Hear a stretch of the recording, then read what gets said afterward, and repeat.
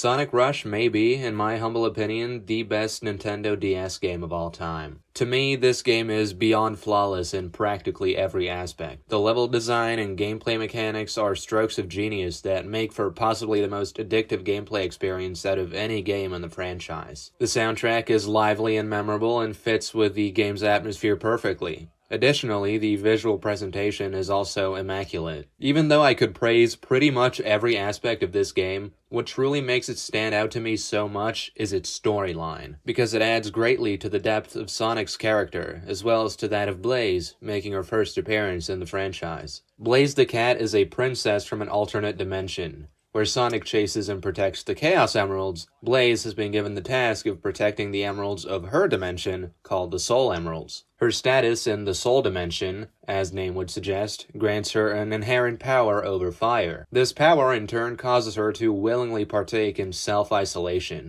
She rejects the notion of friendship, not because she's cold-hearted, but because she fears what harm she may cause to those around her because of her dangerous powers. Even if carrying her whole world on her shoulders is an unreasonably heavy burden, she chooses to accept it, to the detriment of her own emotional fulfillment. She encounters Sonic when Eggman messes with the space-time continuum, causing their two dimensions to overlap. The psychological concepts known as the light and the dark triad are explored with great intricacy in Sonic Adventure 2, the lead characters representing the two contrasting concepts. The light triad includes three different and integral aspects of Sonic's ideology, but in the context of Sonic Rush, I believe Kantianism to be the most relevant and interesting one. Kantianism is a pretty broad term for the philosophies of Immanuel Kant. It can get quite overwhelming and confusing, at times straight up kind of fucking stupid, but as it pertains to the light triad, there is only really one central value of relevance. That being, seeing people not just as means to an end,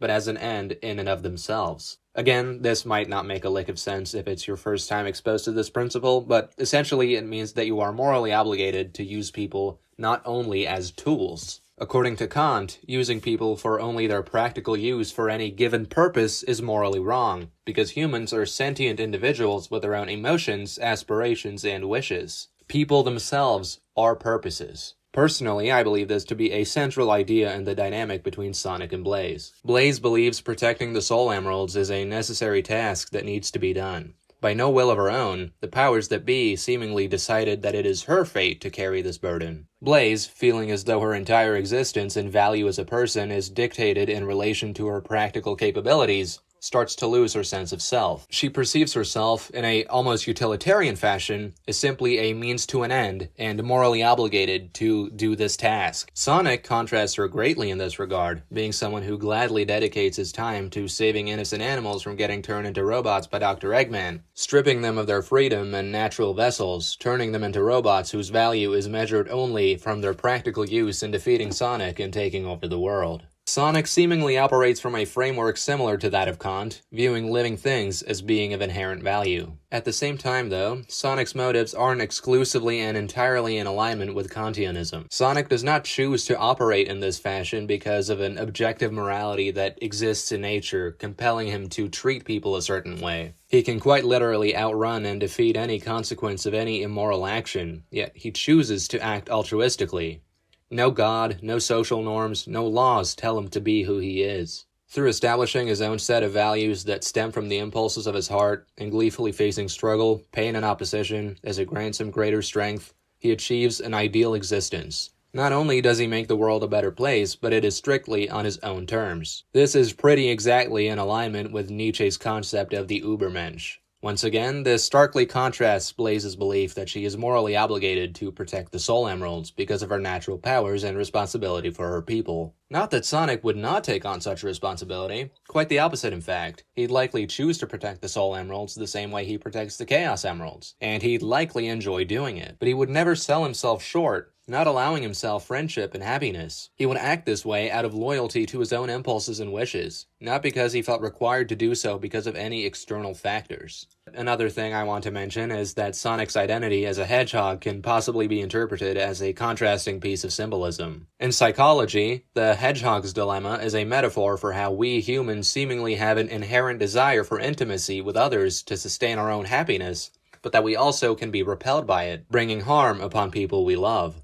Despite his outward appearance being that of a hedgehog, Sonic would never let any physical quality of his, or any other external factor for that matter, dictate how he chooses to live his life. He willingly and gladly accepts an altruistic lifestyle in which he helps others and wishes to make as many friends as possible. This is, of course, in stark contrast to that of the Hedgehog's dilemma. Of course, I understand that Sonic doesn't actually look that sharp and pointy, at all, but hey, we're speaking metaphorically here. Sonic, acting as a guiding light as he usually does, helps Blaze realize that external factors and physical qualities about yourself don't dictate you. It's your spirit that does.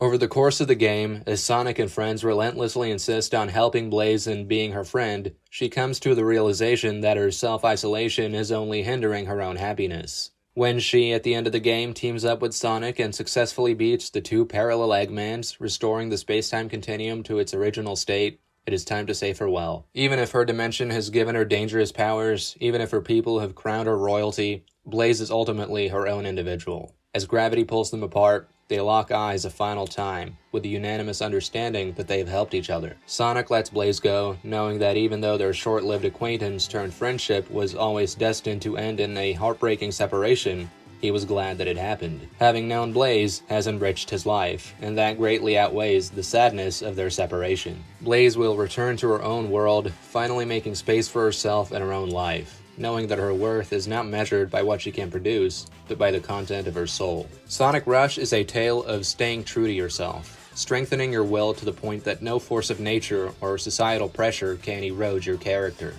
If we reject the notion of being shackled by forces external to ourselves, we attain a unique and great sense of freedom, a state of existence we should all strive to achieve.